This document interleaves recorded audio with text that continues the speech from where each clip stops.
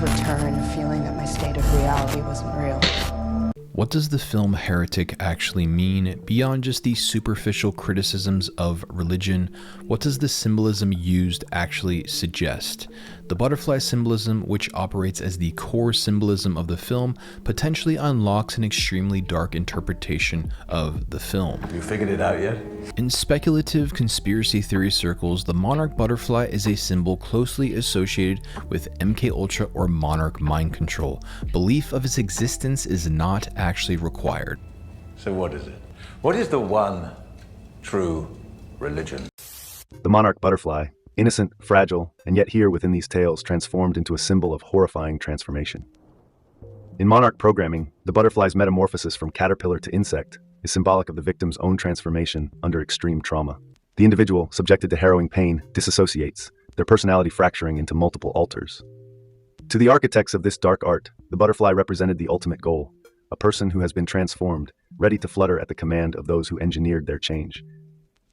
If MKUltra was the blueprint, Monarch was the final design. So with that potential context for the Monarch butterfly as a symbol being established, let's start from the beginning of the film. So we start out with Sister Barnes and Sister Paxton having a discussion about prawn while sitting on a bench with phallic condom symbolism. In general, most religions and ideologies deal with defining the moral parameters of sex. You can see the contrast between the two characters here. Paxton, thin-lipped, naive, childish, yet curious. Barnes with lips like the Kardashians and comes off more aware, conscious, and experienced with the ways of the world. Looking at the back of the bench, the small condom is on the naive side, the large on Barnes' side. Both have a 303 sticker directly beneath them, potentially suggesting 33. Jesus was 33 at the point of death and resurrection, which both characters will soon be facing. 33, a number used a lot in esoteric symbolic symbolism for a number of different reasons. The 303 sticker untouched on Paxton's side, the other 303 covered by Thirsty Kirsty on Barnes' side, acting as a foreshadow to what's found in Barnes' arm later on. I don't think this is a microchip. The film uses climbing up and down stairs and levels throughout, like the symbolism of Jacob's Ladder or Dante's Inferno, which Mr. Read has on his wall. This acts as a visual allegory for the philosophical introspection the girls are set on, and their descent into literal hell, death, and resurrection. Oh my gosh, I already love these girls. The girls who pull down Paxton's skirt first seen standing on a rainbow crosswalk. This symbolism can double as modern LGBTQ symbolism of the girls making fun of her Mormon underwear, but also as the rainbow of Noah after the flood. Yeah. Talking of Noah, it is very, very wet. And apparently Mormons do wear symbolic magic underwear as a reminder to keep their purity and fight temptation. Would you like to come inside? The heavy rain in reference to Noah's Ark, a reference to God's ultimate judgment. You have a girl roommate? Ironically, he has many girl roommates, an example of contextually bending the rules of an ideology. We should be more like you, Mr. Read. Mr. Read, a pun on reading, an extremely knowledgeable, well-read character, obviously. Mr. Read. An icky question. Mr. Read immediately begins psychologically dissecting Barnes and Paxton, asking about Barnes' father and observing the scar on her arm. I also feel like the use of the blueberry pie is also symbolic pun for mathematical pi on some level. Maybe Mr. Read getting off on how clever he thinks he is, such a genius. The symbolic act of blowing out the blueberry candle is the act of extinguishing the comforting lie of his wife which brought them into the house, acting as an allegory of him slowly working on dismantling their ideological framework in hopes to replace it with something else, calling out the potential flaws of Mormonism and pointing out how through revelation different ideologies attempt to become more palatable to the current state of society. Literally everything Read does is a sort of ritualistic symbolic act.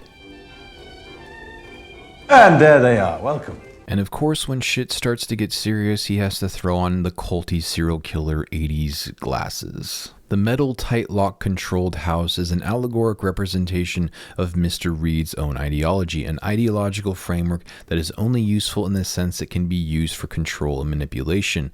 The leak in the room could signify the flaws and cracks in his own constructed belief system of control.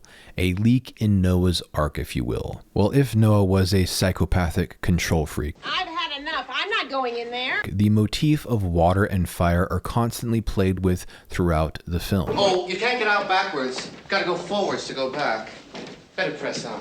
The two doors of belief and disbelief are really at the core of how all mind control and manipulation works, constructing a false dichotomy of choice that lacks nuance. So in reality, both doors lead to the same place.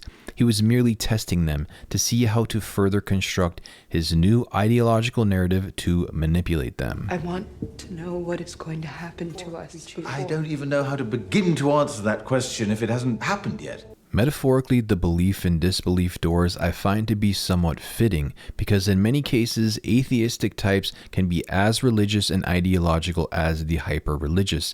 Atheist types are as manipulatable and dogmatic as some of the religious. I believe in anything labeled as science, trust the science. There really is no escape of constructing some sort of belief system, even in those who claim to do otherwise. It's why I personally lean agnostic, at least when it comes to taking in information of the world. The reappropriation of Monopoly and Radiohead, blah, blah, blah. But I'm a creep. Huh? His presentation of showing the loose parallels amongst different ideologies in Christianity comes off like the 2007 conspiracy theory documentary Zeitgeist, for those who know. If I trust and believe what Google says, it says Krishna was not born of a virgin, either was Horus, so some of what he is presenting isn't even true. It's just designed to dismantle existing belief. Whether true or not is completely irrelevant to him. One of these guys has a freaking bird head! It's not discounting the fact that there is some universal archetypes and narratives that can find some commonality in the different ideologies and mythologies over time. The concept of dying and resurrecting, I think, is a natural thing for humans to contemplate on some level, so the total conflation is pretty stupid. I think what makes Christianity unique is the selflessness. I think there's an entire spectrum that your game is neglecting. The midpoint of the film, when they descend into the artificially constructed hell, Mr. Reed attempts to create the illusion of the supernatural. Taco hell, because I was clinically dead while doctors operated on my kidneys. Perhaps the narrative would have been different if they chose the other door. Admittedly, I found some of this later part to be a little ridiculous at times. The first half of the film, I think, is stronger. Reed recognizes Barnes isn't going to be usable in his mind control scheme because she consistently intellectually pushes back and calls out his fallacies and basically sees exactly what he is doing, so he naturally deletes her. She is a heretic within his ideology, as he is a heretic in all others. Paxton has been more suggestible, even initially choosing disbelief at the door in hopes of saving herself and getting out, which I think is why Reed attempts to switch up the narrative into simulation theory, appealing more to disbelief rather than the conventional religion side. After Barnes' apparent death, Paxton seems to take on Barnes' qualities of logically seeing through and questioning the perceptual trap that Reed is building. In Reed's sick head, he sees the missionary's belief in Christ and the act of death and resurrection as an excuse to do what he is doing to his victims, as their belief is what led them to his doorstep in the first place. You are here because the ideas of others have influenced every single decision you've made. Reed on a macro level, I think, represents those in the world that use ideology purely as a means of manipulation and control, those who play God from the shadows, which sadly I think all schools of thought can be susceptible to. Esoteric secret societies obsessed with symbolism, if you will. Only understood truly by a select elite few, the misinterpretations of things designed to trap and control those who cannot truly see, the profane idiots. The question is, why do you all let me? I think all the scary occult iconography Paxton sees in the lowest level is just further part of the spectacle that Reed puts on. Paxton stabs Reed at the moment of the key word, magical underwear, her purity fighting his corruption. Reed slowly crawling towards Paxton I think at first is meant to appear like someone dying trying to get close to someone out of fear, but this is just a fake out as he attempts to finish the job on Paxton but is saved by the apparent resurrection of Barnes. Barnes thought to have been dead and then coming back to life, acting as a literal example of the sort of godlike miracle that Reed has been artificially creating through a sick magic trick, the crucifixion of Christ, commonly associated with the use of 3 nails. So now finally on to the butterfly. Notice when they first enter the house, Barnes is the only one that sees the apparent monarch butterfly. It seems to be a real thing at that point, but Paxton is the one who mentions she wants to reincarnate as a butterfly and land on their hands, which is ironic because reincarnation is not believed by Mormons or Christians in general. Right on their fingertip, so they know it's me. Not knowing whether the trap butterfly Barnes sees initially is real or not, I think is an intentional parallel to the Taoist butterfly dream. What is real? Was I a man dreaming of a butterfly? So I think the monarch butterfly can be seen on multi-levels, breaking free from and escaping the monarch mind control of Reed. A butterfly dreaming that I am a man. But simultaneously, is it Barnes reincarnated just after dying and saving her?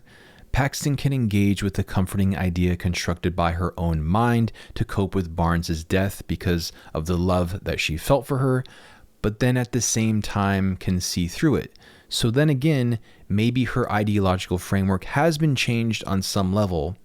I think it's made to be perfectly ambiguous to drive endless discussion around it.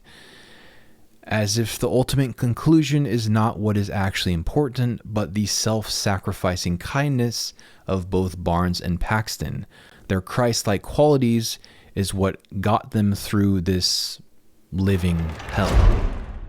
Anyways, I think that about covers it. Thanks for watching. Please like, share, subscribe, comment below. Thank you very much, and bye. Program.